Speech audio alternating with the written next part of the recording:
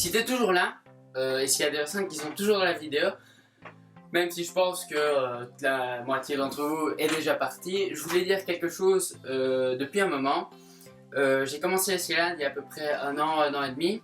Et justement sur la troisième astuce, j'ai dit qu'il fallait grimper à plusieurs. Et je voulais dire que, faire une petite dédicace, je voulais dire merci à un ami qui m'a donné envie de faire l'escalade. Et c'est grâce à lui que je suis toujours là. Merci Caillou. Je te l'ai peut-être jamais dit, mais je le pense sincèrement.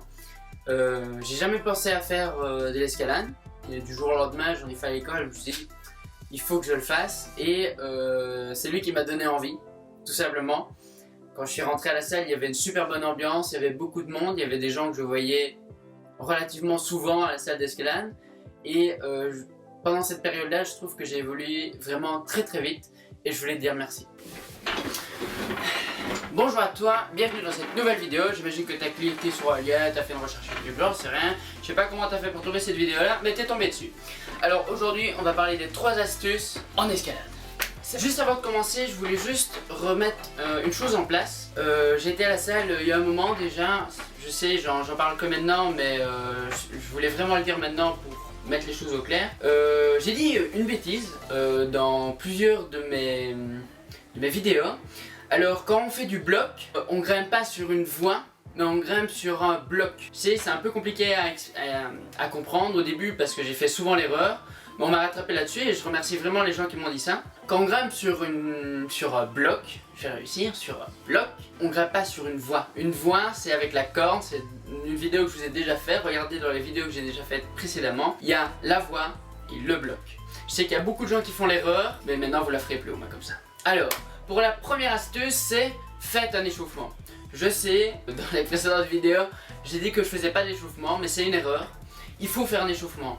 Alors, pour la petite astuce, avant je rentrais dans la salle d'escalade, je faisais pas d'échauffement et je commençais à grimper. Je grimpe une fois, 2 fois et je commence à avoir les bras qui sont complètement tétanisés. C'est pour une raison, si vous regardez dans tous les sports, on s'échauffe avant soit de grimper, soit de jouer à un match de foot, soit en allant à la natation. Il y a plein d'exemples. L'échauffement, ça vous permet de mettre votre corps à température et à pouvoir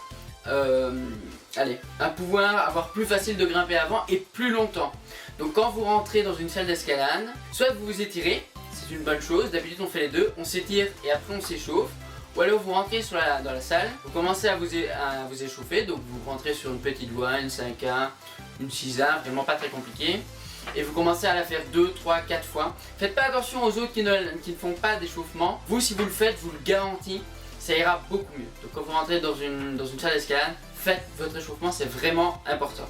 Je peux vous le dire, moi je commence à faire mes échauffements maintenant et je vois une grosse différence. Alors pour la deuxième astuce, oui, donc je reviens souvent sur un aspect qui pour moi est important, c'est le psychologique. Tout est dans la tête. C'est un truc que je répète souvent dans les vidéos précédentes, je le répète vraiment souvent, mais pour moi c'est réellement important. Alors, hier, je suis rentré dans un bloc. Et je me suis rendu compte d'une chose, et c'est vrai qu'avant j'ai pas tilté sur ce petit truc là, mais je suis rentré sur la voie et juste avant, j'en avais déjà parlé avant, vous brossez la voie. Parce que souvent il y a beaucoup de gens qui passent dessus, de la magnésie qui colle, et ça glisse, souvent ça glisse. Si vous allez dans les anciennes salles d'escalade où on nettoie jamais, vous voyez ça glisse, les prises sont pas accrocheuses quoi. Et moi j'ai directement commencé à nettoyer, et puis j'ai grimpé et j'ai dit mais c'est pas normal, je comprends pas ça. J'arrive pas à gripper. Alors, je reviens là-dessus, c'est psychologique. Si, quand vous rentrez dans la salle, vous faites votre échauffement, vous arrivez sur la voie, vous tombez peut-être à la moitié, et vous dites, putain, ça tient pas. Vous allez commencer à la frotter, pardon, et là, vous allez grimper une seconde fois, vous allez vous dire, ah ouais, ça grimpe quand même beaucoup mieux, il y a quand même une grosse différence. Je sais, c'est débile ce que je dis, mais tout est dans la tête. Alors, pour la troisième astuce, oui, grimper à plusieurs. C'est important, moi je vois une grosse différence. Donc comme je disais, désolé la caméra est encore pleine, ça fait la deuxième fois que je recommence. C'est pas grave, alors je disais, donc la personne qui est en face de vous n'a pas forcément le même point de vue que vous. Il ne grimpe pas de la même façon. Ce que je dis souvent, et ce que je disais aussi dans les précédentes vidéos, c'est essayer de consacrer, quand on rentre dans une salle d'escalade, à 40% de son temps à regarder les autres. Quand on regarde les autres, on mémorise beaucoup plus vite. C'est comme une musique qu'on écoute tout le temps après on arrive à la chanter, on ne l'a même pas étudiée, c'est à peu près le même principe. Moi ce que j'essaye de faire, je commence mon échauffement, je fais 2-3 voix et je commence à regarder les autres. Quelque chose qui est très important, c'est que vous regardez la personne grimper, par exemple une voix que vous vouliez faire, et vous dire ah ouais c'est pas mal ça, moi j'aurais peut-être pas fait comme ça. Ou il y a des fois aussi où vous grimpez et ça c'est ce que j'aime vraiment beaucoup, les gens ils aiment partager leurs compétences entre guillemets, leur expérience. Et ce qu'ils font, moi je grimpe plusieurs fois et les personnes viennent vers moi et ils me disent regarde je vais te montrer, ils commencent à grimper et ils disent ah ouais, ben moi j'aurais peut-être pas grimpé comme ça. Et moi je fais la même chose avec les autres. Il y en a qui grimpent et ils font une méthode qui ne fonctionne pas forcément. Et moi je dis bah voilà, moi je fais comme ça. Ils la font et ils disent ah putain c'est passé. Ah ouais, elle est passée.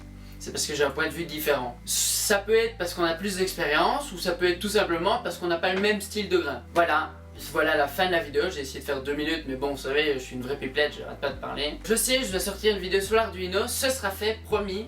J'essaye de la tourner le plus vite possible mais j'ai pas vraiment beaucoup de temps comme je vous l'ai dit.